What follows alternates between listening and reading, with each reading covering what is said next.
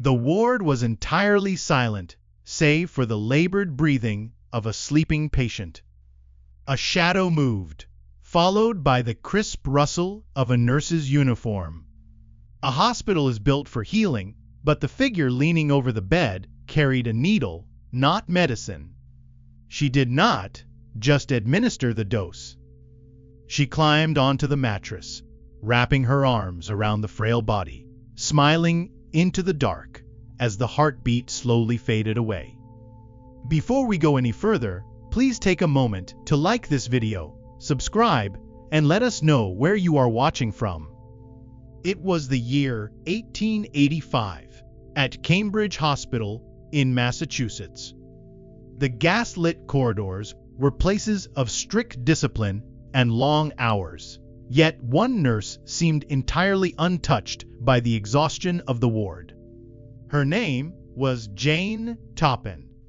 To the doctors, she was remarkably capable. To the patients, she was a profound comfort. They called her Jolly Jane. She was a woman of endless cheer, possessed of an impeccable bedside manner and a warm, reassuring presence.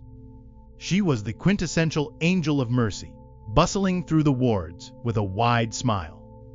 But beneath the starched white apron and the joyful demeanor, an entirely different kind of mind was at work.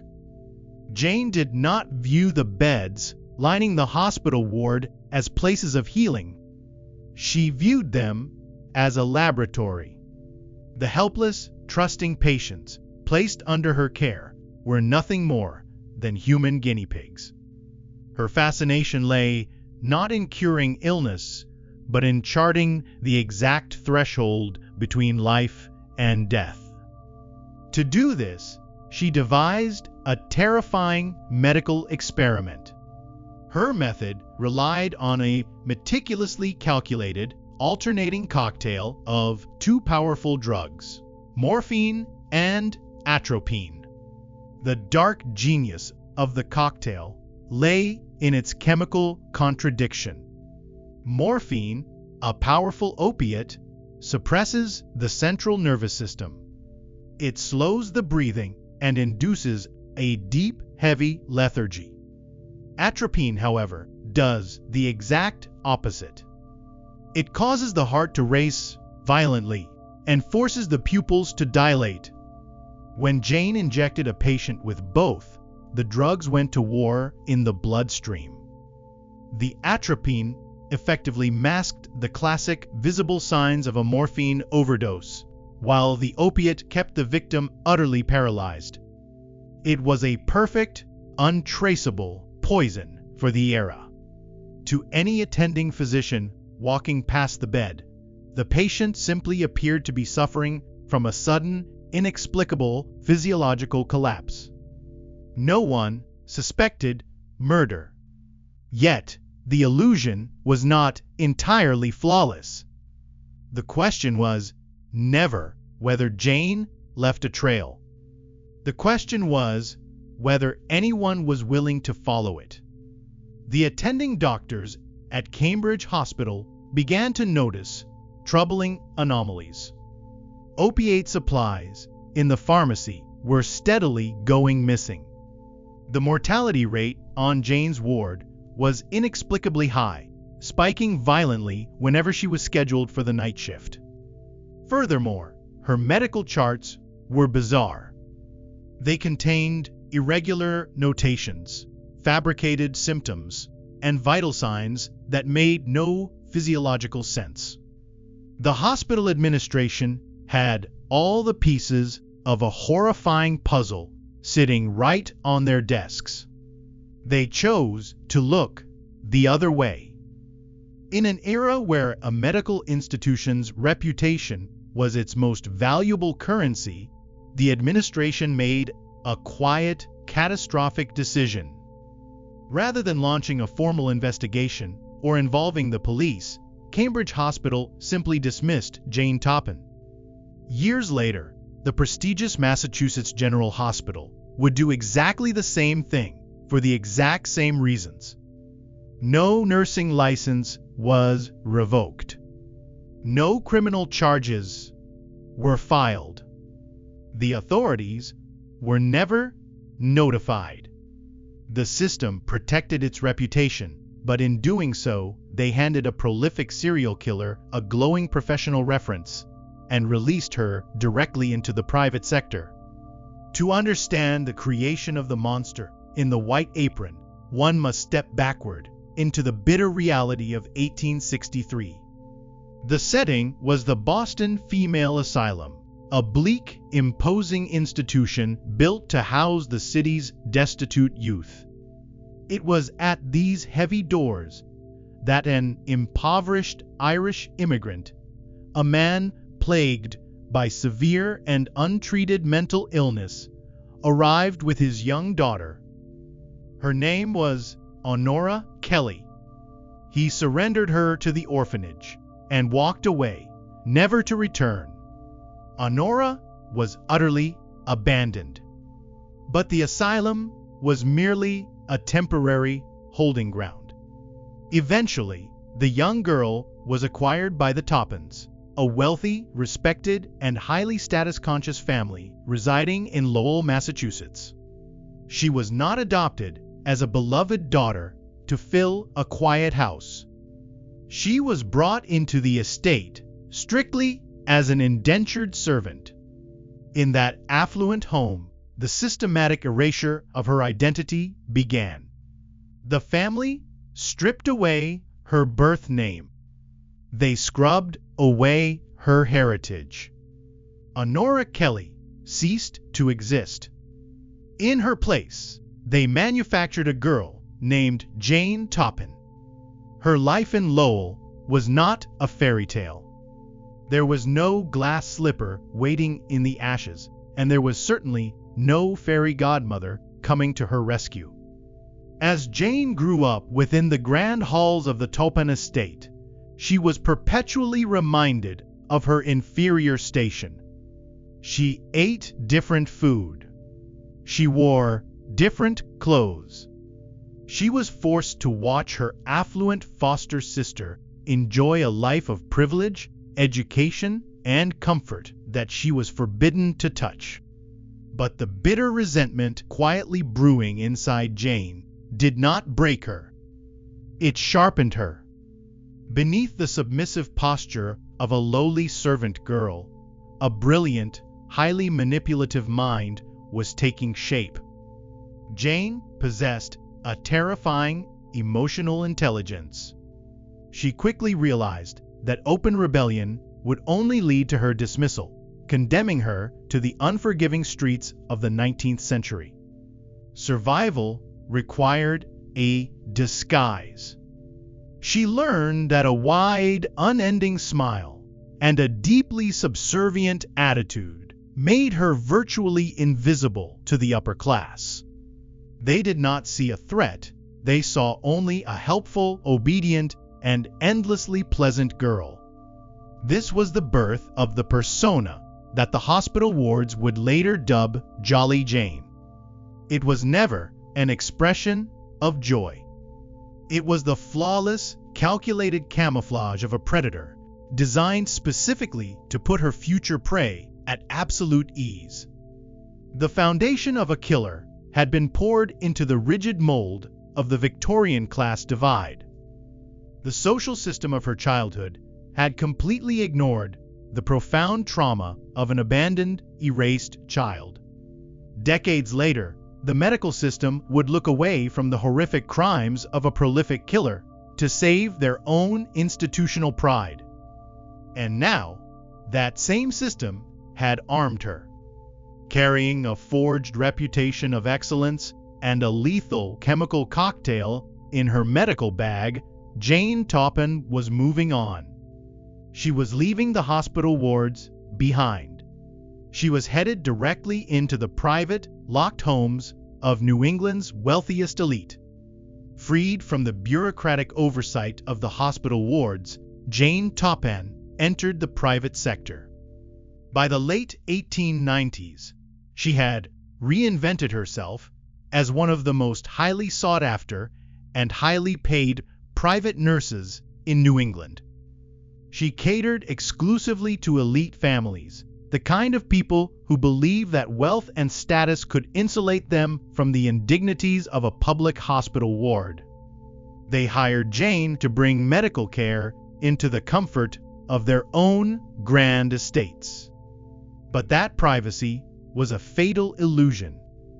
Behind closed oak doors, far away from the rounds of attending physicians and the watchful eyes of other medical staff, her patients were entirely isolated. They were entirely at her mercy. In a hospital, a sudden physiological decline might draw a crowd of residents. In a private bedroom, there was only the patient, the quiet ticking of a grandfather clock, and Jolly Jane. What drove her was not financial gain. She did not forge wills, empty bank accounts, or steal family silver. Her motive was far darker, rooted in a sociopathic craving for absolute godlike control. Jane thrived on the twisted intimacy of the sick room. She discovered an intoxicating thrill in holding the precise power to decide when a human life would end. Her process was a grotesque psychological game. She would carefully administer her signature cocktail of morphine and atropine, bringing the patient to the very brink of death. Then she would stop. She would tirelessly nurse them back to fragile health, bathing their foreheads, offering them water, and soaking in their desperate, tearful gratitude. She wanted them to look at her as their absolute savior. And then, once they trusted her completely, she would poison them again, delivering the final blow. She wanted to feel them love her as she killed them. The sheer volume of the dead accumulated with terrifying speed. Because she was a trusted medical professional with a spotless, if fabricated, reputation, attending physicians rarely questioned the sudden deteriorations. They signed the death certificates without demanding autopsies, attributing the losses to heart failure, stroke, or the unavoidable decline of old age. The bodies were buried, and Jane simply moved on to the next assignment. The casualties piled up. Dozens of elderly, affluent patients.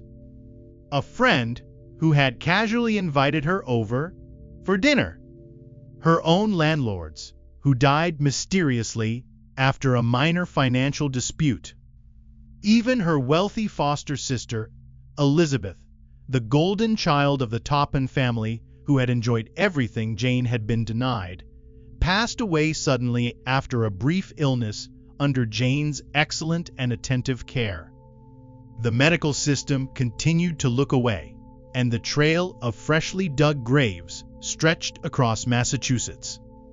Before we enter the summer of 1901 and the unspooling of this perfect crime, if this dark chapter of history fascinates you, please take a moment to subscribe to the channel and leave a like. Your support allows us to keep bringing these forgotten stories into the light. Serial killers who operate for years without consequence rarely stop, they simply grow arrogant. By the turn of the century, Jane had spent over a decade perfecting her invisible craft. She believed herself to be smarter than the doctors, smarter than the police, and entirely untouchable. But hubris is a dangerous companion. In her relentless, escalating pursuit of control, she was about to step into a picturesque coastal town and target a single household. It was the one family she pushed too far. The summer of 1901 arrived in Cataumet, Massachusetts, with the bright, salt-laced air typical of the Cape Cod coastline. It was a place of quiet retreats and peaceful retirements. It was here that the elderly Davis family resided, and it was here that Jane Toppan arrived to settle a debt. She owed the family money, a rare financial misstep for the prosperous private nurse, but she offered a highly practical solution. She would move into their coastal home and provide her esteemed medical care to the aging matriarch, Mattie Davis, until the ledger was balanced. The family, well aware of Jolly Jane's sterling reputation among New England's elite, gratefully accepted. It was an invitation to a massacre. Under Jane's meticulous watch, Mattie Davis did not recover from her minor ailments. Instead, she fell prey to a sudden, mysterious physical collapse. Within days, she was dead. Jane played her part with terrifying perfection. She wept openly, draped herself in the heavy fabrics of mourning, and stood as a devoted pillar of strength for the shattered family. The local physician, seeing only a grieving caregiver and an elderly woman who had succumbed to natural frailty, signed the death certificate without a second thought. But Jane did not leave after the funeral. The true horror of her pathology was not merely the taking of a life, but the grotesque psychological theater she orchestrated in its wake. Alden Davis, the recently widowed patriarch, was completely broken by the loss of his wife.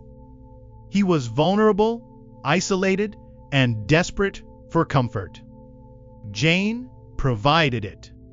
One evening, as the elderly man wept in his parlor, Jane sat beside him. She wrapped her arms around his trembling shoulders, whispering soft, soothing words into the quiet room. She held him until his tears subsided. Then, with the gentle, practiced grace of an angel of mercy, she poured him a restorative drink to help him sleep through his grief. The glass was heavily laced with her signature cocktail. Alden Davis drank it, closed his eyes, and died. At this point, a cautious predator would have vanished into the night. But Jane's decades of unchecked power had bred a dangerous, blinding arrogance. The timeline of death suddenly compressed into a frenzy. Minnie Gibbs, the married daughter of Mattie and Alden, arrived at the house to manage her parents' sudden estate. Almost immediately, she was struck by violent stomach pains and a crushing lethargy. Jane nursed her tirelessly, right up until the moment Minnie's heart stopped. Finally, the second daughter, Genevieve, traveled to Calumet to bury her sister and her parents. Before the summer sun had faded into autumn, Genevieve was dead as well. Within a span of mere weeks, an entire family had been systematically eradicated. 4 bodies were carried out of a single house. Jane had spent 15 years killing in the shadows, spreading her victims across different cities and different hospital wards, insulating herself with time and distance. But 4 sudden deaths under the care of one private nurse was no longer a tragedy. It was a statistical impossibility. Yet, astonishingly, the local medical professionals remained blind. They attributed the catastrophic loss of life to a tragic run of familial strokes, grief, and exhaustion. They looked at Jane Toppan and still saw only a smiling, exhausted nurse who had tragically lost her patients. The system was prepared, once again, to let her walk away. Fortunately, not everyone was wearing the blinders of the medical establishment. Captain Paul Gibbs, the father-in-law of the late Minnie Gibbs, was a maritime man. He was pragmatic, hardened, and entirely immune to the cheerful, subservient charm of Jolly Jane. He looked at the empty Davis household, he looked at the smiling nurse, and he saw exactly what the hospitals had refused to see for 15 years, a murder scene. Bypassing the local doctors, who had already proven their deadly incompetence, Captain Gibbs went directly to the Massachusetts state authorities. He demanded a full criminal investigation and, most crucially, a comprehensive toxicological autopsy of his daughter-in-law's exhumed body. The earth was dug up.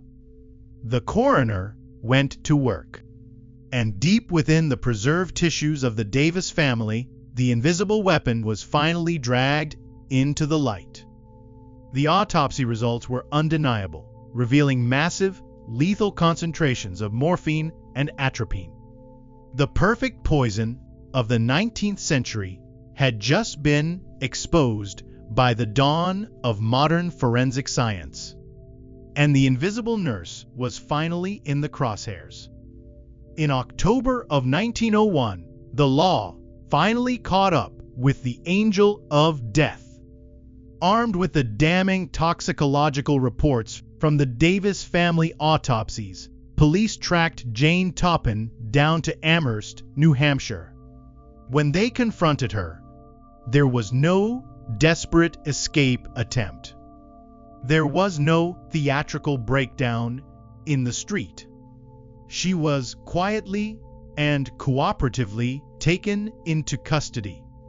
The detectives who transported her back to Massachusetts likely expected what any investigator of the Victorian and Edwardian era would expect from a woman accused of multiple murders: hysterical denials, weeping, and a desperate clinging to her fabricated innocence. They were entirely unprepared for what sat across from them in the interrogation room. Inside the stark, gaslit confines of the police station, the flawless facade of Jolly Jane's simply dissolved. For over 15 years, she had worn the mask of the subservient, cheerful caregiver. Now, with the game definitively over, she took it off. She did not cry. She did not ask for a lawyer. Instead, she was incredibly calm. As the detectives laid out the irrefutable evidence of the Davis family massacre, Jane listened with the detached, analytical interest of a medical professor reviewing a case study. And then she began to speak, not with the trembling voice of the condemned, but with the swelling pride of a dark artist explaining her life's masterpiece. She admitted to poisoning Mattie Davis. She admitted to poisoning Eldon, Minnie, and Genevieve. But she did not stop there. The detectives listened in mounting horror as Jane casually scrolled through her own mental ledger of death, listing victims spanning across more than a decade. Patients from the wards of Cambridge Hospital. Patients from Massachusetts General. The wealthy elite of New England who had welcomed her into their private estates. Landlords she had quarreled with. Friends she had dined with. Her own foster sister. Officially, she confessed to 31 murders. However, based on her timeline, her unfettered access to lethal drugs, and the sheer volume of sudden deaths left in her wake, criminal investigators and modern historians estimate her true victim count sits comfortably between 70 and 100 individuals. Through it all, she expressed absolutely no guilt. There was no plea for forgiveness, no sudden crisis of conscience. Her only stated regret to the police was that Captain Gibbs had intervened, getting her caught before she could finish off the rest of his extended family. It was during this interrogation that she offered a statement so profoundly disturbing that it remains etched into the darkest annals of American true crime. When asked why she had done it, why she had spent her life cultivating deep trust only to systematically destroy it, she looked directly at the officers. Her answer was devoid of passion, delivered with the chilling clarity of a sociopath who had finally achieved her ultimate goal. She told them, with heavy emphasis, "That is my ambition, to have killed more people, helpless people, than any man or woman who has ever lived." For the investigators sitting in that room, a terrifying realization began to settle in. Jane Toppan was not a criminal mastermind. She did not construct elaborate alibis, nor did she dispose of bodies in the dead of night like the notorious butchers of the era. Her entire operation relied on a single, glaring flaw in the society she inhabited. She exploited a medical establishment that was too proud and too protective of its own reputation to admit its catastrophic hiring mistakes. And she exploited a social class that inherently refused to believe a smiling, accommodating woman in a crisp white uniform could possibly be a monster. The system had not just failed to stop her, it had actively handed her the needle, clearing the path for one of the most prolific serial killers in American history. On the morning of June 23, 1902, the heavy wooden doors of the Barnstable County Court swung open to a public hungry for a spectacle. The trial of Jane Toppan had transformed a quiet coastal county into a sprawling, frenzied media circus. Reporters from across the nation crowded the gallery, their pens poised to capture the face of a woman who had poisoned her way through the highest echelons of New England society. But those expecting a dramatic, drawn-out battle for justice were severely disappointed. The sheer volume of the evidence, coupled with the chillingly detached psychiatric evaluations of the defendant, left little room for debate. When the jury finally retreated to deliberate, the wait was shockingly brief. It took them only 27 minutes to return. The verdict was unanimous: not guilty by reason of insanity. There would be no execution. There would be no prison cell. Instead, the court ordered Jane to be committed to the Taunton Insane Hospital for the remainder of her natural life. It was within those sprawling brick walls that the bitterest, most agonizing irony of the entire tragedy quietly unfolded. The people she had murdered, the ailing matriarchs, the grieving husbands, her own foster sister, had been violently robbed of their futures, buried prematurely in the cold, unforgiving earth. But Jane did not suffer. She lived comfortably. For nearly 4 decades, she resided safely within the asylum, provided with warm meals, a bed, and the continued care of the very medical establishment she had so thoroughly mocked. She outlived almost everyone who had ever tried to stop her, eventually passing away from natural causes in August of 1938. She was 84 years old. More than a century has passed. The grand hospitals of Massachusetts still stand, casting long shadows over the avenues of Boston and Cambridge. The medical system has evolved, fortified by modern toxicology, rigorous background checks, and the kind of strict administrative oversight that makes a phantom like Jane Toppan seem impossible today.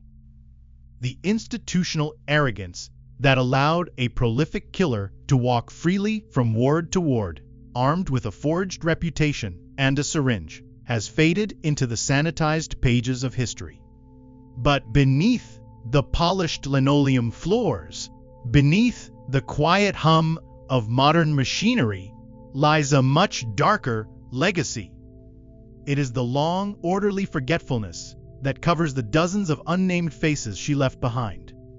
They were not casualties of war, nor victims of a random, violent crime on a dangerous street.